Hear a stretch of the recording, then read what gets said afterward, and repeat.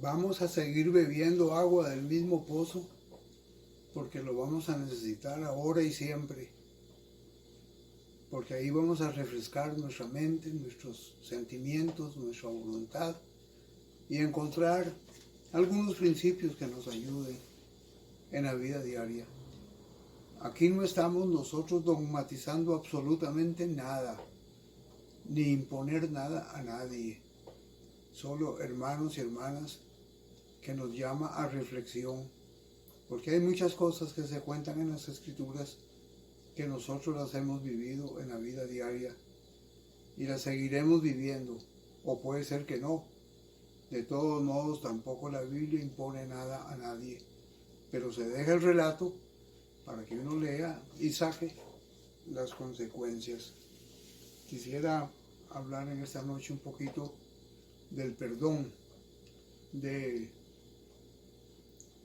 que se da entre dos hermanos, un perdón que costó lágrimas, dolor y mucho sufrimiento.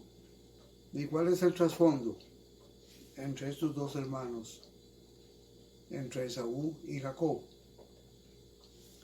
Cuando Esaú tenía 40 años, Génesis 26, 34, cuando Esaú tenía 40 años, tomó por mujer a Judith, hija de Beri, el Eteo, y a Besamat, hija de Elón, el hebreo, y fueron amargura de espíritu para Isaac y para Rebeca. No se nos describe en qué consistió esa amargura que Isaac, el hijo único de Sara y Abraham, tuvo, pero sin duda algo hizo Esaú. Su conducta, su manera de portarse no era la que Isaac quería y tuvo que sufrirlo.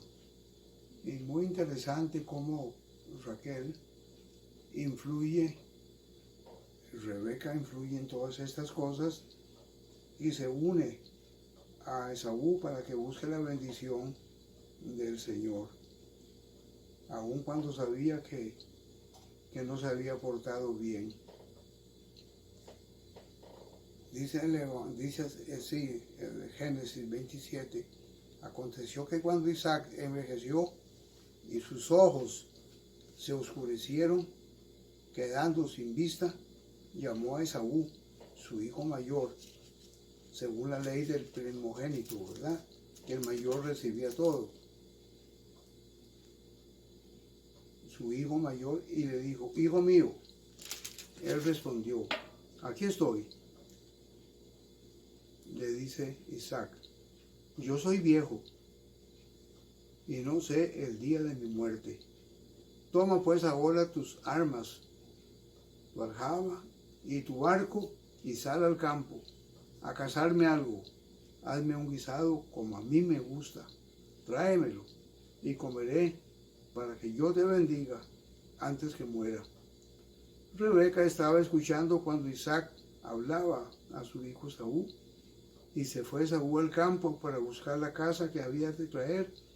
Entonces Rebeca habló a su hijo Jacob, diciendo, mira, yo he oído a tu padre que hablaba con tu hermano Esaú, diciendo, tráeme caza y hazme un guisado para que coma y te bendiga en presencia de Jehová antes que me muera.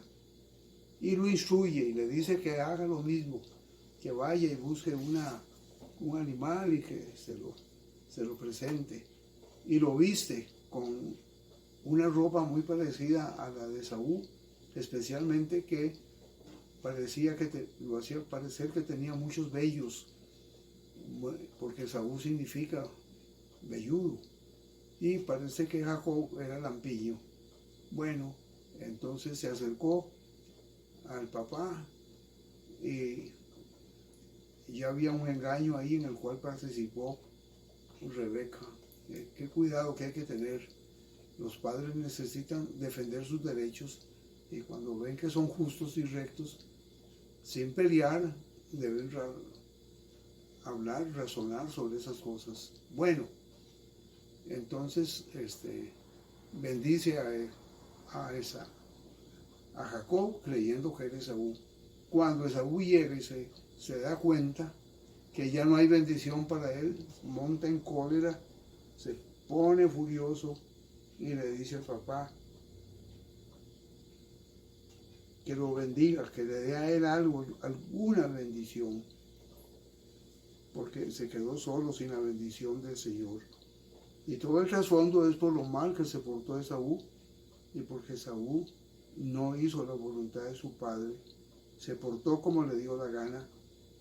Isaac le dio un consejo y él rapidito fue a hacer todo lo contrario. Bueno, entonces, Jacob tiene que irse muy lejos de la casa, sufrió mucho, perdió el cariño de su mamá, perdió el cariño de Isaac, no lo volvió a ver, muy lejos se casó de nuevo, se casó y empezó a vivir su vida, empezó a hacer su hogar. Pero llegó el tiempo cuando Jacob quiso volver a su casa. Eso es lo que dice el capítulo 27 de Génesis. Quiso volver a su casa, pero tenía un gran escollo por delante. ¿Cuál era? Esaú había prometido matar a Jacob. Y Esaú guardó tanto odio y tanto rencor para su hermano y nunca lo perdonó. La persona que no perdona se daña más que el que no es perdonado. Y eso todos lo sabemos que así es en la vida diaria y en la vida real. Bueno, pero resulta que Jacob tenía que regresar a la casa y se preparó para regresar a la casa paterna.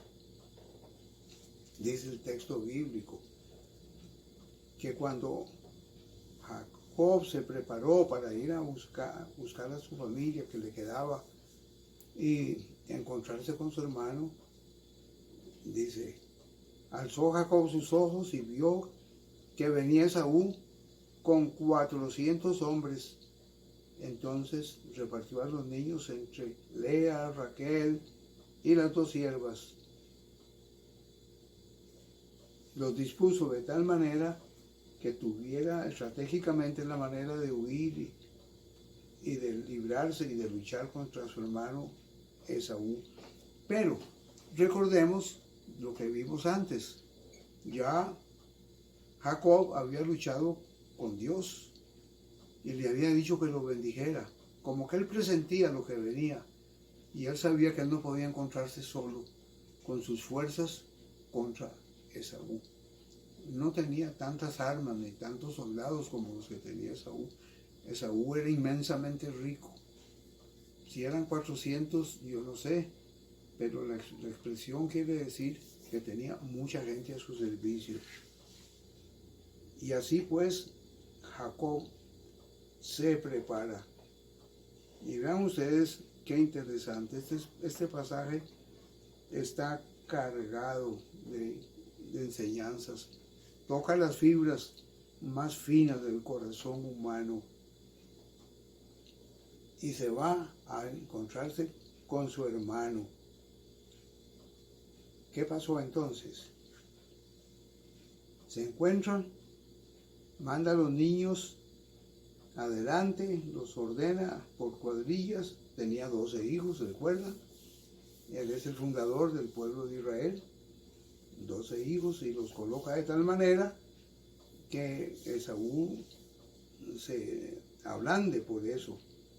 Y muchos regalos y muchas prendas para que Esaú no lo trate tan mal. Y cuando se encuentran, dice así, este pasaje conmueve a cualquiera.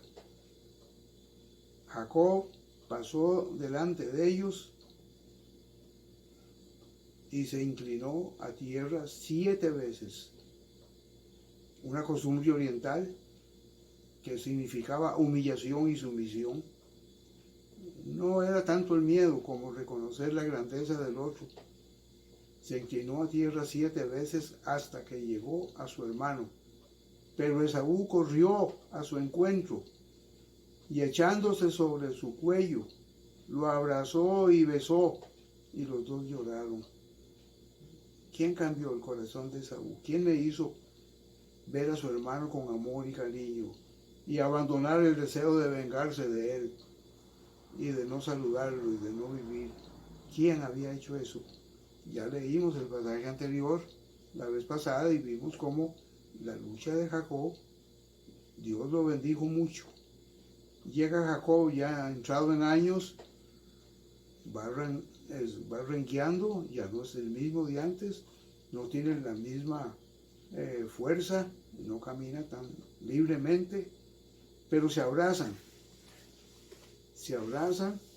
y se encuentran en un abrazo y en unos besos cariñosísimos. Pero Esaú corrió a su encuentro y echándose sobre su cuello, lo abrazó y besó. Los dos lloraron. Si un hombre por llorar no es hombre, yo prefiero al que llora. Decía Miguel de Unamuno que él no quería a la par de él a un hombre que no tenía sentimientos, que era duro. Quería a alguien que supiera del dolor humano. ¿Cómo nos falta a nosotros misericordia y tener una mente dispuesta a cambiar todo eso? Y le dice Esaú, ¿qué te propones con todos estos grupos que he encontrado? Hallar gracia a los ojos de mi Señor, respondió Jacob. Dijo entonces Esaú, suficiente tengo yo, hermano mío. Sea para ti lo que es tuyo. Y así Esaú se negó a recibir todos los regalos muy ricos. Ese regalo, si usted lo cuantifica, era una fortuna lo que le estaba dando Jacob a Esaú. Mezcla de temor, mezcla de arrepentimiento, mezcla de tácticas para ablandar el corazón. Lo que menos se daba cuenta Jacob es que Dios había hecho la obra ya con Esaú. Y inclinó su corazón a su hermano, lo había dispuesto para que lo perdonara. Este libro está lleno de ejemplos así. Más adelante vamos a ver el encuentro de José con sus hermanos que lo vendieron, que lo quisieron matar. Y a pesar de todo eso, cómo los abrazó y los besó y los mantuvo por muchos años de lo que tenía. No los abandonó, sino que les dio todo lo que necesitaban. Y después lo veremos con la ayuda del Señor.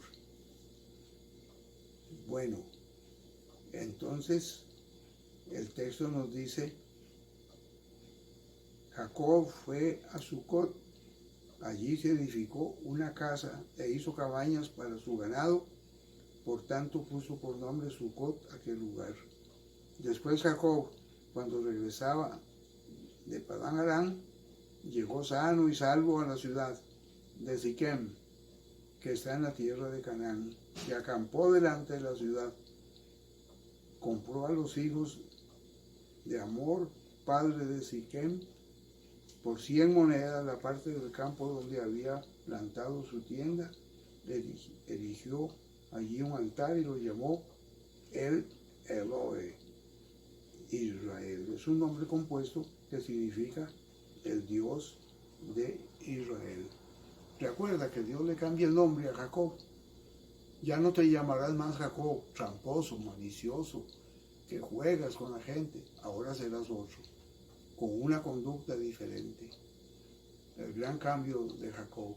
Cuando se dan los cambios profundos al interior del hombre, que Dios lo bendice y lo hace nacer de nuevo, es cuando el hombre empieza a ver las cosas no según sus propias conveniencias, ni discute, ni se esconde si tengo o no la razón.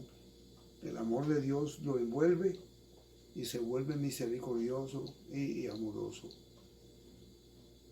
Todas esas historias no son sino la antesala del gran amor que Dios iba a mostrar en la cruz, en la persona de Jesucristo.